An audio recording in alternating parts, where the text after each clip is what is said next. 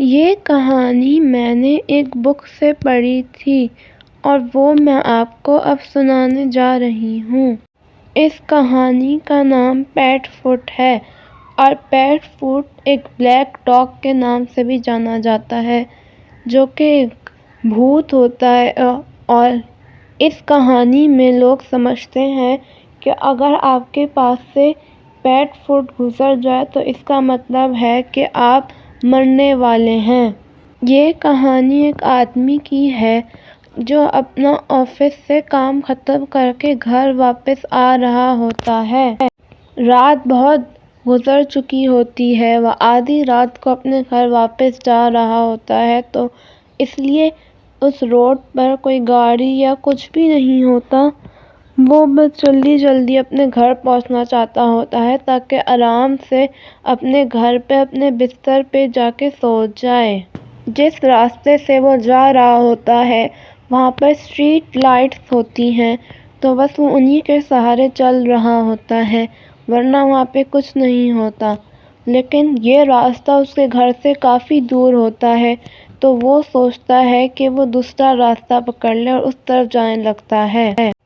اب اس راستے پہ اسٹریٹ لائٹس کافی ختم ہو گئی ہوتی ہیں اور وہ اب جس راستے سے جا رہا ہوتا ہے وہ پورا جنگل سے بھرا ہوا ہوتا ہے۔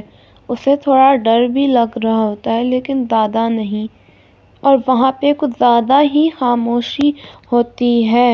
اس کے پچھلے والے راستے پہ تو کوئی کوے وغیرہ بول ہی رہے ہوتے ہیں اس لیے اسے وہاں پہ اتنا ڈر نہیں لگ رہا ہوتا ہے، لیکن اب بالکل خاموشی ہوتی ہے۔ لیکن پھر ایک آواز آتی ہے جیسے کہ کہیں پر کوئی چل رہا ہو، ٹیپ ٹیپ ٹیپ، اسے ایک عجیب سی آواز آتی ہے دوبارہ دوبارہ۔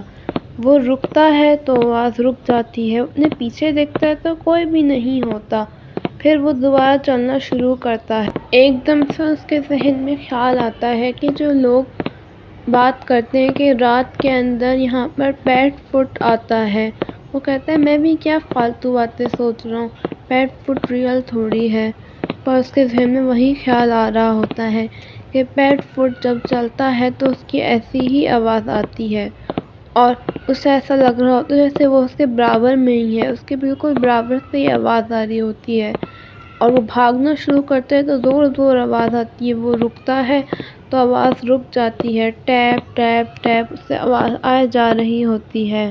لیکن اب اسے یقین آ جاتا ہے کہ وہ پیٹ فوٹ ہے اور وہ بھاگنا شروع کر دیتا ہے۔ وہ وہاں سے بھاگتا جاتا ہے، بھاگتا جاتا ہے۔ وہ بیچ میں اپنا بیگ بھی اتار کے پھینک دیتا ہے کیونکہ وہ اب صرف بھاگ رہا ہوتا ہے، صرف پیٹ فوٹ سے جان چھڑوانی ہوتی ہے۔